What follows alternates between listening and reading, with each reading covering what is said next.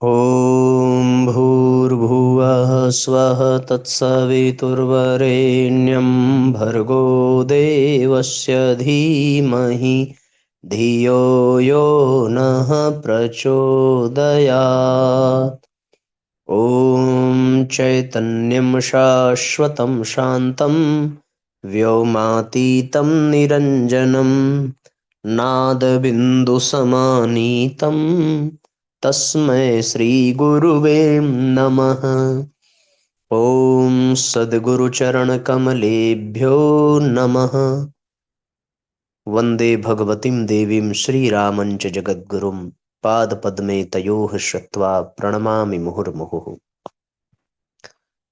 परम पूज्य गुरुदेव परमवंदनीय माता जी के सूक्ष्म उपस्थिति में ऑनलाइन दैनिक स्वाध्याय के आज के एपिसोड में आप सभी आत्मीय बंधुओं का बहुत बहुत स्वागत, बहुत बहुत अभिनंदन है साथियों।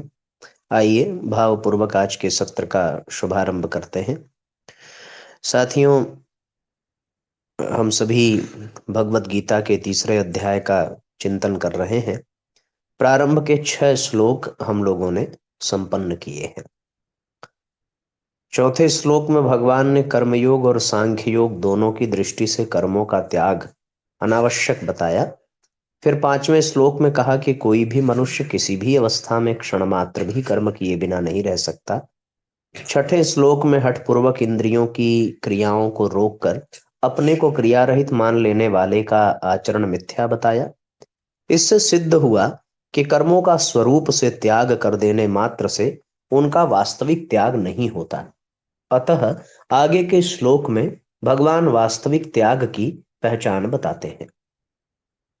अब हम लोग 7वें श्लोक की यात्रा का शुभारंभ करें। आप सब लोग साथियों अधिक से अधिक आज के लिंक को शेयर कर दीजिए और सबके पास तक भेज दीजिए, जिससे गीता का यह ज्ञान प्रवाह हर घर, हर आंगन में, हर मन में गूंजे और लोग इस ओर अपने जीवन को आगे बढ़ा सकें।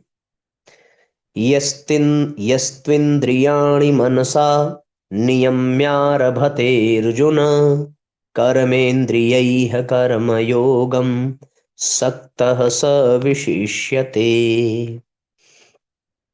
अर्थात, परंतु हे अर्जुन, जो मन से इंद्रियों पर नियंत्रण करके आसक्ति रहित होकर निष्काम भाव से कर्मेंद्रियों के द्वारा कर्मयोग का आचरण करता है, वही श्रेष्ठ है।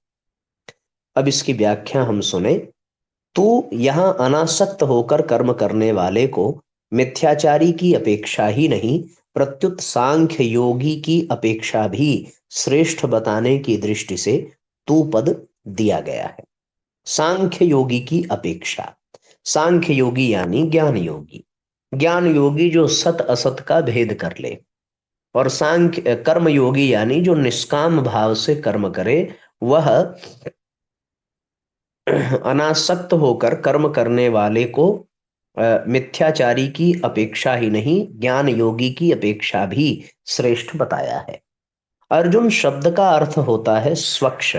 यहां भगवान ने अर्जुन संबोधन का प्रयोग करके यह भाव दिखलाया है कि तुम निर्मल अंतःकरण से युक्त हो, अतः तुम्हारे अंतःकरण में कर्तव्य कर्म विषयक यह संदेह कैसे, अर्थात यह संदेह तुम्हारे में स्थिर नहीं रह सकता। यस्त्विन्द्रियाणि मनसा नियम्य, यह मनसा पद संपूर्ण अंतःकरण, मन बुद्धि चित्त और अहंकार का वाचक है, और इंद्रियाणि पद 6ठे श्लोक में आए कर्मेंद्रियाणि पद की तरह ही 10 इंद्रियों का वाचक है। मन से इंद्रियों को वश में करने का तात्पर्य है कि विवेकवती बुद्धि के द्वारा मन और इंद्रियों से स्वयं का कोई संबंध नहीं है।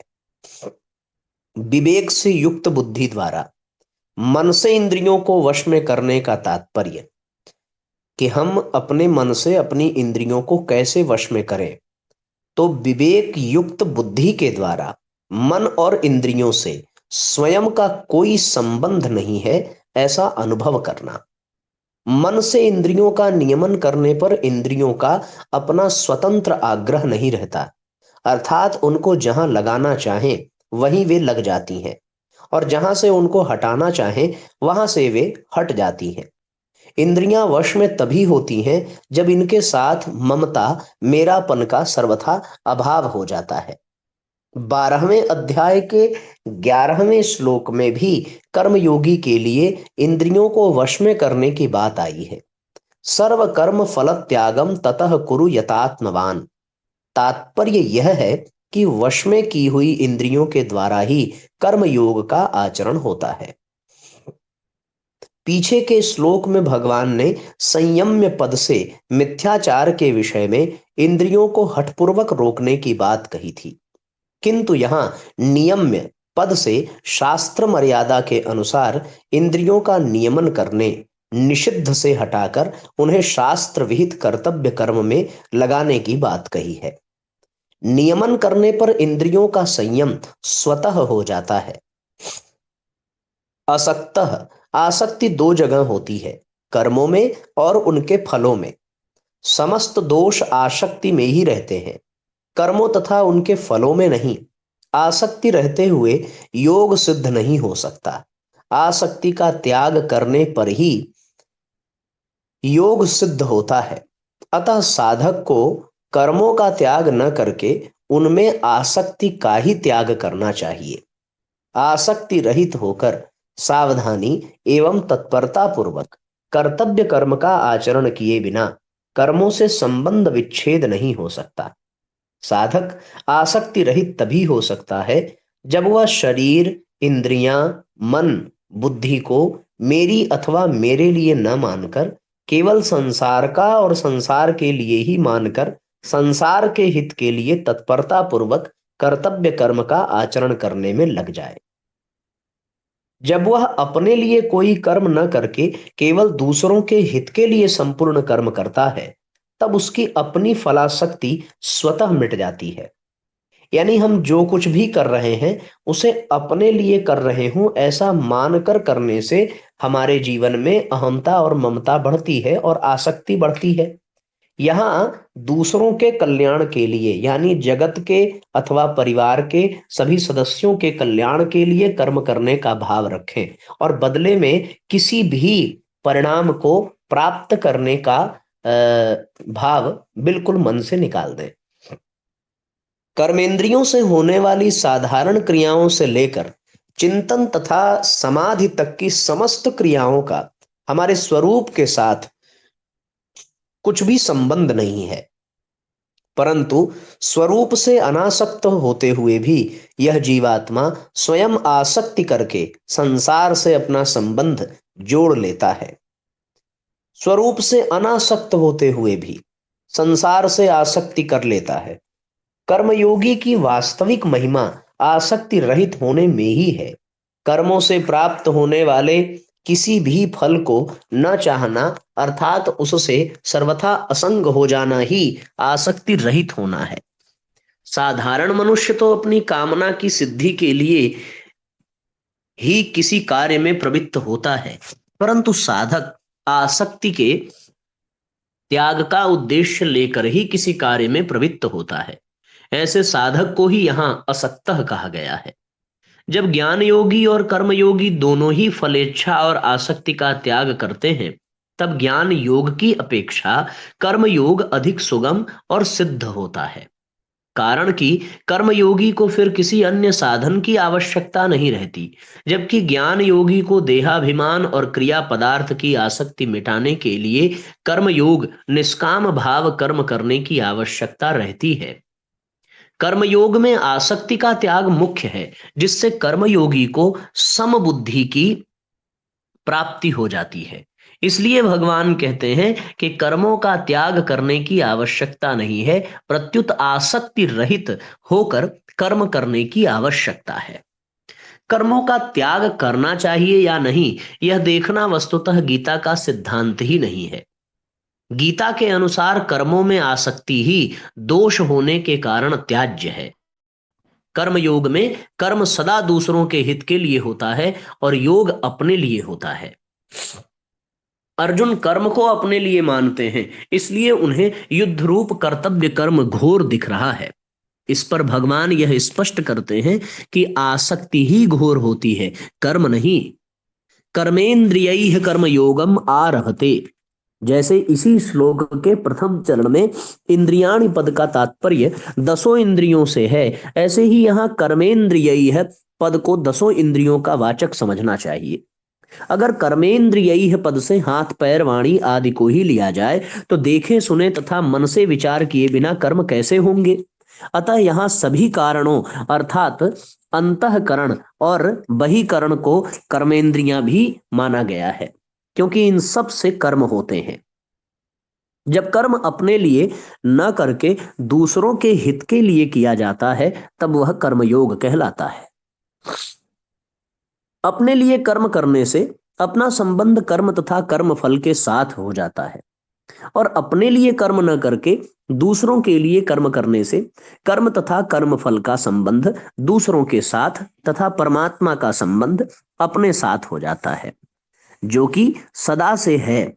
इस प्रकार देश काल परिस्थिति आदि के अनुसार प्राप्त कर्तव्य कर्म को निस्वार्थ भाव से करना कर्मयोगी का आरंभ है। कर्मयोगी साधक दो तरह के होते हैं, जिसके भीतर कर्म करने का वेग आसक्ति रुचि तो है, पर अपना कल्याण करने की इच्छा मुख्य है। ऐसे साधक के लिए नए नए कर्म आरंभ करने की जरूरत नहीं है, उसके लिए केवल प्राप्त परिस्थिति का सदुपयोग करने की ही जरूरत है। जिसके भीतर और दूसरा, जिसके भीतर अपना कल्याण करने की इच्छा, जिसके भीतर अपना कल्याण करने की इच्छा मुख्य और संसार की सेवा करने में, उसे सुख पहुंचाने में तथा समाज का सुधार करने में अधिक रुचि है, जिससे उसके मन में आता है कि अमुक अमुक काम किए जाएं तो बहुतों की सेवा हो सकती है, समाज का सुधार हो सकता है आदि। ऐसा साधक अगर नए नए कर्मों का आरंभ कर भी दे तो कोई हर्ज नहीं है। हाँ, नए कर्मों का आरंभ केवल कर्म करने की आसक्ति मिटाने के लिए ही किया जाना चाहिए। गीता में भगवान ने अर्जुन के लिए प्राप्त परिस्थिति का सदुपयोग करने के लिए ही कहा है, क्योंकि अर्जुन में अपने कल्याण की इच्छा मुख्य थी। तो साथियों, जो दूसरे तरह के लोग हैं उनमें कल्याण की भावना मुख्य नहीं है और संसार की सेवा करने में, उन्हें सुख पहुंचाने में तथा समाज का सुधार करने में अधिक रुचि है। ऐसे भी लोग कर्मयोगी हैं, जिससे उसके मन में आता है कि अमुक अमुक काम किए जाएं तो बहुतों की सेवा हो सकती है, समाज का सुधार हो सकता है। ऐसा साधक नए नए कर्मों का आरंभ कर भी दे तो कोई हर्ज नहीं है। नए कर्मों का आरंभ केवल कर्म करने की आसक्ति मिटाने के लिए ही किया जाना चाहिए। तो भगवान ने अर्जुन के लिए प्राप्त परिस्थिति का सदुपयोग करने के लिए ही कहा है, क्योंकि अर्जुन मुख्य रूप से अपना कल्याण चाहते हैं। सविशिष्यते, जो अपने स्वार्थ का, फल की आसक्ति का त्याग करके मात्र प्राणियों के हित के लिए कर्म करता है, वह श्रेष्ठ है। कारण कि उसकी मात्र क्रियाओं का प्रवाह संसार की तरफ हो जाने से उसमें स्वतः असंगता आ जाती है।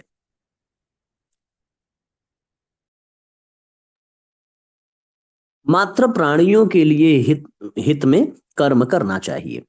साधक का जब अपना कल्याण करने का विचार होता है तब वह कर्मों को साधन में विघ्न समझकर उनसे उपराम होना चाहता है, परंतु वास्तव में कर्म करना दोषी नहीं है, प्रत्युत कर्मों में सकाम भाव ही दोषी है। अतः भगवान कहते हैं कि बाहर से इंद्रियों का संयम करके भीतर से विषयों का चिंतन करने वाले मिथ्याचारी पुरुष की अपेक्षा आसक्ति रहित होकर दूसरों के हित के लिए कर्म करने वाला श्रेष्ठ है। वास्तव में मिथ्याचारी पुरुष की अपेक्षा स्वर्ग आदि की प्राप्ति के लिए सकाम भाव पूर्वक कर्म करने वाला भी श्रेष्ठ है। फिर दूसरों के कल्याण के लिए या निष्काम भाव पूर्वक कर्म करने वाला कर्मयोगी श्रेष्ठ है। इसमें तो कहना ही क्या है।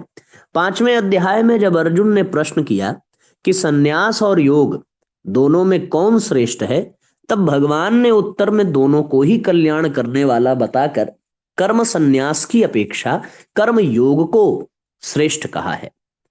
यहां भी इसी आशय से स्वार्थ भाव का त्याग करके दूसरों के हित के लिए कर्म करने वाले कर्मयोगी को श्रेष्ठ बताया गया है। साथियों, कितनी सुंदर चर्चा है, क्योंकि जो ज्ञान योगी होगा और ज्ञान योगी अपने स्वरूप को पहचानने के लिए जो भी ध्यान साधन विधि अपनाएगा, तदुपरांत कुछ कर्म करेगा, तो उसे भी वह कर्म निष्काम भाव से करना पड़ेगा। अब जब ज्ञान योगी को भी निष्काम भाव से कर्म करना है, तो इसलिए कर्म योगी में निष्कामता के साथ कर्म करने का विधान है ही, सो ज्ञान योग में भी वही कर्म करना है। इसलिए ज्ञान योग से भी यहाँ श्रेष्ठ कर्म योग को भगवान कहते हैं। कर्म योग में कर्म दूसरों के लिए होता है, योग अपने लिए होता है। ये बहुत सुंदर बात। तो कर्मयोगी साधक जो दो तरह के हैं, पहले वे जिनमें कर्म करने की वेग आसक्ति रुचि तो है, लेकिन अपने कल्याण करने की इच्छा से वो नए नए कर्म आरंभ करने की जरूरत नहीं समझते, केवल परिस्थिति का सदुपयोग करने की ही जरूरत समझते हैं, वे भी कर्मयोगी हैं। और जो सबके कल्याण की भावना से नए नए कर्म का शुभारंभ करते हैं, कामना रहित होकर, पर एक ही कामना रहती है सबके कल्याण की, वे भी कर्मयोगी हैं। अपने में कल्याण की इच्छा हो, स्वभाव में उदारता हो, हृदय में करुणा हो, अर्थात दूसरे के सुख से सुखी और दुख से दुखी हो जाएं, ये तीन बातें होने पर मनुष्य कर्म योग का अधिकारी हो जाता है। कर्मयोग का अधिकारी होने पर कर्मयोग सुगमता से होने लगता है। कौन कौन सी तीन बातें? अपने कल्याण की इच्छा हो, स्वभाव में उदारता और हृदय में करुणा हो, ये तीन भाव, स्वभाव में उदारता और हृदय में करुणा। अपने कल्याण की इच्छा, स्वभाव में उदारता, इसका तात्पर्य दूसरों के सुख से सुखी हो जाना, और हृदय में करुणा, दूसरे के दुख से दुखी हो जाना। ऐसा तीन भाव रखने वाला व्यक्ति ही कर्मयोग का अधिकारी है। पहली शर्त है कि वो अपने कल्याण की इच्छा चाहता हो, नंबर एक। दूसरी शर्त, उसके हृदय में करुणा हो, यानी दूसरों के दुख से वो भी दुख का अनुभव करे। और तीसरा, उसमें स्वभाव में उदारता हो, यानी दूसरे के सुख में ही सुख का अनुभव करे। वही व्यक्ति कर्मयोगी बन सकता है। कर्मयोग में एक विभाग कर्म कर्तव्य का है, एक विभाग योग का है। प्राप्त वस्तु सामर्थ्य और योग्यता का सदुपयोग करना और व्यक्तियों की सेवा करना यह कर्तव्य है। कर्तव्य पालन करने से संसार से माने हुए संयोग का वियोग हो जाता है, यह योग है। कर्तव्य का संबंध संसार के साथ है और योग का संबंध भगवान के साथ यानी परमात्मा के साथ है। गीता अपनी शैली के अनुसार पहले प्रस्तुत विषय का विवेचन करती है, फिर करने से लाभ और न करने से हानि बताती है। इसके बाद उसका अनुष्ठान करने की आज्ञा देती है। यहां भी भगवान अर्जुन के प्रश्न मुझे घोर कर्म में क्यों लगाते हैं का उत्तर देते हुए पहले कर्मों के सर्वथा त्याग को असंभव बताते हैं, फिर कर्मों का स्वरूप से त्याग करके मन से विषय चिंतन करने को मिथ्याचार बताते हुए निष्काम भाव से कर्म करने वाले मनुष्य को श्रेष्ठ बताते हैं। अब आगे के श्लोक में भगवान अर्जुन को उसी के अनुसार कर्तव्य कर्म करने की आज्ञा भी देते हैं।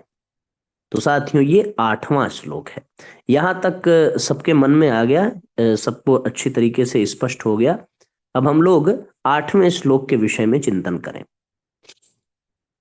नियतं कुरु कर्म त्वं कर्म ज्यायौ य कर्मणः शरीर यात्रापि च तेन प्रसिद्धेद कर्मणः। तू शास्त्र विधि से नियत किए हुए कर्तव्य कर्म कर, क्योंकि कर्म न करने की अपेक्षा कर्म करना ही श्रेष्ठ है, तथा कर्म न करने से तेरा शरीर निर्वाह भी सिद्ध नहीं होगा। शास्त्रों में विहित तथा नियत दो प्रकार के कर्मों को करने की आज्ञा दी गई है। विहित कर्म का तात्पर्य है सामान्य रूप से शास्त्रों में बताया हुआ आज्ञा रूप कर्म, जैसे व्रत, उपवास, उपासना आदि। इन विहित कर्मों को संपूर्ण रूप से करना एक व्यक्ति के लिए कठिन है, परंतु निषिद्ध कर्मों का त्याग करना सुगम है। विहित कर्मों को न कर सकने में उतना दोष नहीं है जितना निषिद्ध कर्म का त्याग करने में लाभ है, जैसे झूठ न बोलना, चोरी न करना, हिंसा न करना इत्यादि।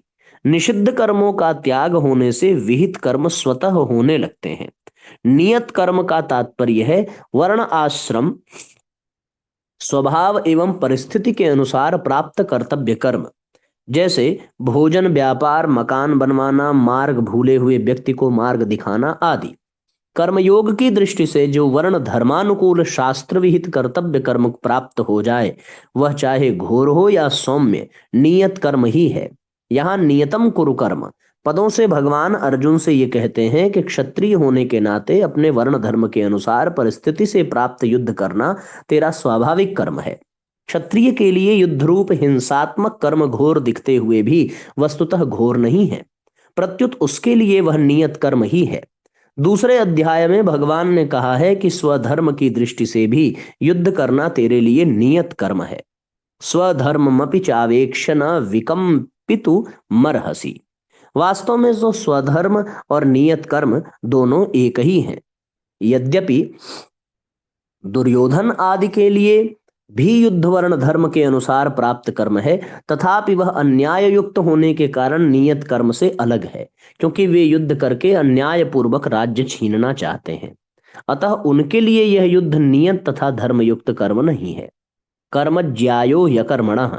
इसी अध्याय के पहले श्लोक में अर्जुन के प्रश्न में आए हुए ज्यायसी पद का उत्तर भगवान यहाँ ज्यायः पद से ही दे रहे हैं। वहां अर्जुन का प्रश्न है कि यदि आपको कर्म की अपेक्षा ज्ञान श्रेष्ठ मान्य है तो मुझे घोर कर्म में क्यों लगाते हैं। इसके उत्तर में यहाँ भगवान कहते हैं कि कर्म न करने की अपेक्षा कर्म करना ही मुझे श्रेष्ठ मान्य है। इस प्रकार अर्जुन का विचार युद्ध रूप घोर कर्म से निवृत्त होने का है, और भगवान का विचार अर्जुन को युद्ध रूप नियत कर्म में प्रवृत्त कराने का है। तो यहाँ साथियों 3 प्रकार के आप कर्म देख रहे हैं ना। एक तो विहित कर्म, जो व्रत उपवास अनुष्ठान इत्यादि बताए जाते हैं, जो सबके लिए सर्वथा कठिन है। दूसरा निषिद्ध कर्म, यानी जो नहीं करना चाहिए उस कर्म का त्याग करें। तीसरा नियत कर्म, परिस्थिति वश वर्ण कुल और देश काल परिस्थिति के कारण जो कर्म सामने आ जाए, जो नियति के द्वारा हमारे सामने प्रस्तुत हो, उसे नियत कर्म ही कहते हैं। इसीलिए आगे 18वें अध्याय में भगवान कहते हैं कि दोष युक्त होने पर भी सहज कर्म का त्याग नहीं करना चाहिए। सहजम कर्म कौन्तेय सदोषमपि न त्यजेत। कारण कि इसके त्याग से दोष लगता है एवं कर्मों के साथ अपना संबंध भी बना रहता है। अतः कर्म का त्याग करने की अपेक्षा नियत कर्म करना ही श्रेष्ठ है। फिर आसक्ति रहित होकर कर्म करना तो और भी श्रेष्ठ माना गया है, क्योंकि इससे कर्मों के साथ सर्वथा संबंध विच्छेद हो जाता है।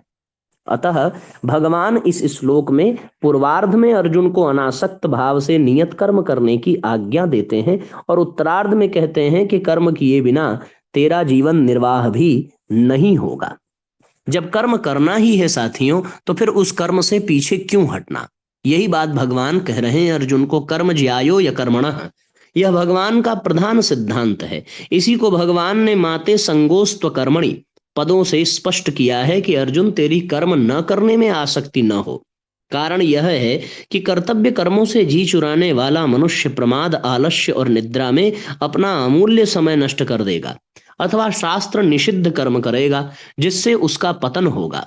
स्वरूप से कर्मों का त्याग करने की अपेक्षा कर्म करते हुए ही कर्मों से संबंध विच्छेद करना श्रेष्ठ है।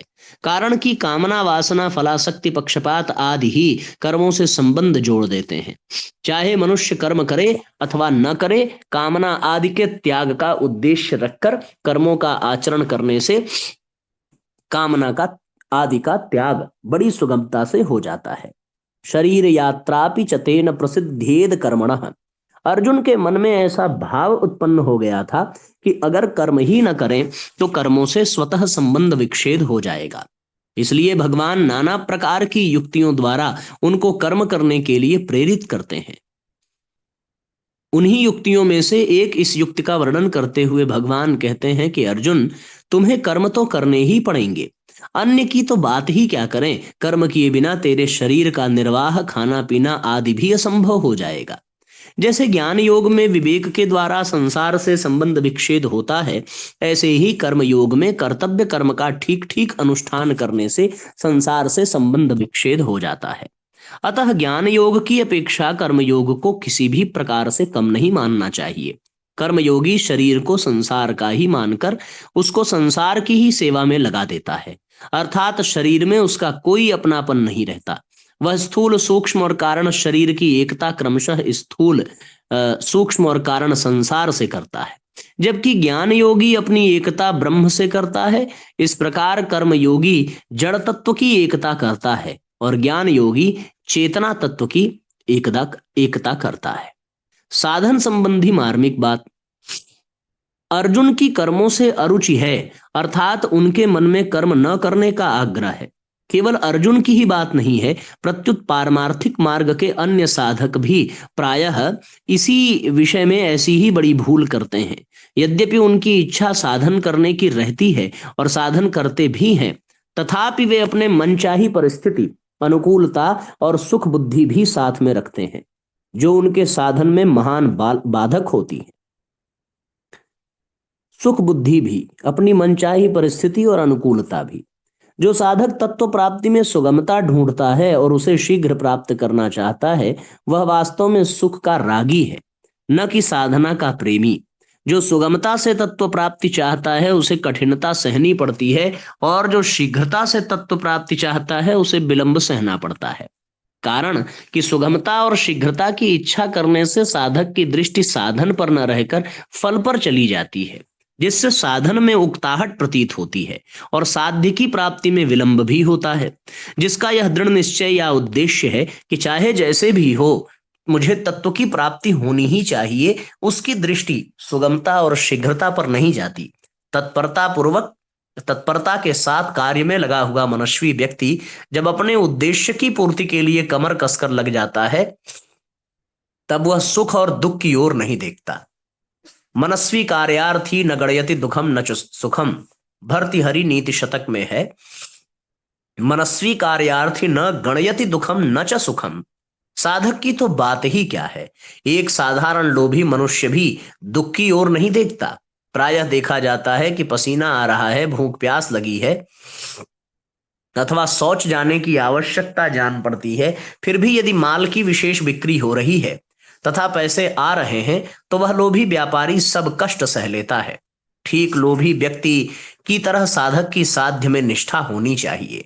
उसे साध्य की प्राप्ति के बिना चैन से न रहा जाए। जीवन भार स्वरूप प्रतीत खाना पीना आराम आदि कुछ भी अच्छा न लगे और हृदय में साधन का आदर और तत्परता रहे। साध्य को प्राप्त करने की उत्कंठा होने पर देरी तो असह्य होती है, पर वह जल्दी प्राप्त हो जाए यह इच्छा नहीं होती। उत्कंठा दूसरी बात है एवं शीघ्र मिलने की इच्छा दूसरी बात। आसक्ति पूर्वक साधन करने वाला साधक साधन में सुख भोग करता है और उसमें विलंब या बाधा लगने से उसे क्रोध आता है एवं वह साधन में दोष दृष्टि करता है। परंतु आदर और प्रेम पूर्वक साधन करने वाला साधक साधना में विलंब या बाधा लगने पर आर्त भाव से रोने लगता है और उसकी उत्कंठा और तेजी से बढ़ती है। यही शीघ्रता और उत्कंठा में अंतर है। शीघ्रता में साधक का सुख सुविधा का भाव रहता है, तो तत्व प्राप्ति शीघ्र हो जाए तो पीछे आराम करेंगे। इस प्रकार फल की ओर दृष्टि रहने से साधन का आदर कम हो जाता है। परंतु उत्कंठा में साधक अपने साधन में ही आराम मानता है और साधन के सिवाय और करना ही क्या है, इससे बढ़िया और काम ही क्या है जिसे करें।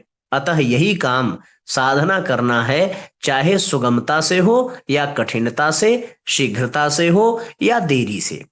इसलिए उसकी पूरी शक्ति साधन में लग जाती है, जिससे उसको शीघ्रता से तत्व प्राप्ति हो जाती है। परंतु शीघ्रता से सिद्धि चाहने वाला साधक साध्य की प्राप्ति में देरी होने पर निराश हो भी सकता है।